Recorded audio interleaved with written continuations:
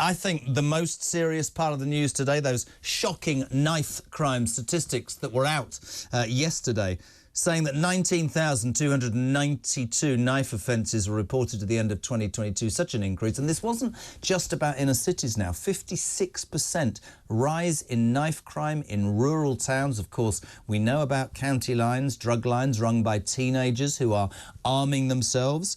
Suspended sentences have shot up. So are we being strong enough on those criminals? And I told the story about how on the show on JK Live, we were able to buy, without any age verification, by the way, 2 machetes, 20 quid each, delivered through the post to one of our producers' homes, which says very, very little. Of course, the big issue here is how you deal with it. Joining me now is an amazing lady, Pastor Lorraine Jones, CEO of the Dwayne Simpson charity. Pastor Lorraine, we've spoken so many times. I'm delighted to have you on breakfast. How are you, my darling? Good morning, Jeremy. It's lovely to be with you this morning. Help me out. I'm going to be really straight. 19,292 offences. It continues to rise. It is absolutely an epidemic. We have two very different trains of thought, Louise, right, Lorraine? We have the people who say, look, it's kids from impoverished backgrounds, a lot of black kids, white kids, but predominantly 60% in some areas black kids. And unfortunately, it is for them the only way that they can protect themselves, defend themselves, get on in life and be safe. We have the other side of the coin, which quite rightly says, are we strong enough in terms of the deterrent, i.e. the punishment for the crime? That's irrespective of the victims. Now, you know at first hand through your loss, you know.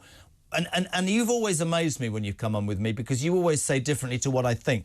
Give us your view of those figures and what your answer would be moving forward, if you'd be so kind. Well, Jeremy, everything that you've stated there, it's correct. It's about tougher sentencing. It's about the poverty which is faced by a number of people, black and white. But there's a number of parents that, like myself, that have lost their children, that are really, really heartbroken and distraught that our Prime Minister, Rishi Sunak, is not taking a public approach to this. I remember when Theresa May was in power and we called out it's a state of emergency. A number of our parents, which is not easy, it's not to be underestimated, marched to Downing Street, and she called for a round table discussion. We're not seeing any emergency response from the top. And unless that happens, we're going round and round in circles. Jeremy, we have a large scale of people that are now suffering from mental illness. Just a few weeks ago, a beautiful young lady, just 31, on her way to buy a present for her mother, was stabbed to death, and this was just across the road from where my son was killed.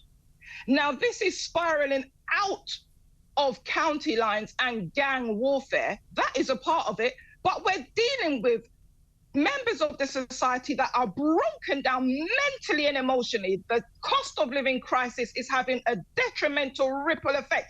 You could be asked for money, and if you haven't got it, your life's going to be taken. What is the Prime Minister going to do? Yeah, no, listen, I don't disagree. And I think it's... I always say to you, don't I, that we speak to people and they'll give me data and they'll say it's this person and that person.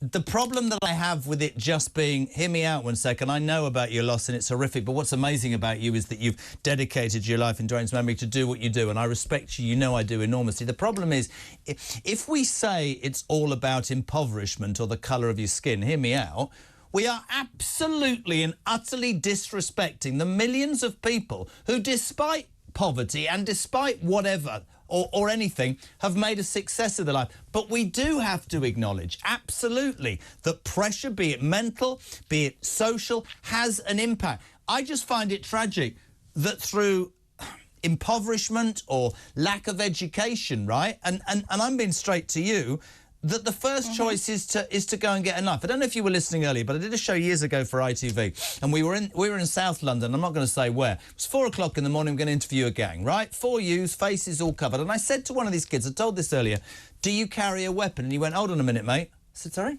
He said, I'm just going to go... I'm not even joking here. This is how frightened this is. He said, I'm just going to go home. And he shouted down the road, Mum! And she opened the front door, and he went in, and he came out with this bloody huge blade, and he came over and he said, that's... And I went, sorry, hold on a minute. Can I... hold on a minute.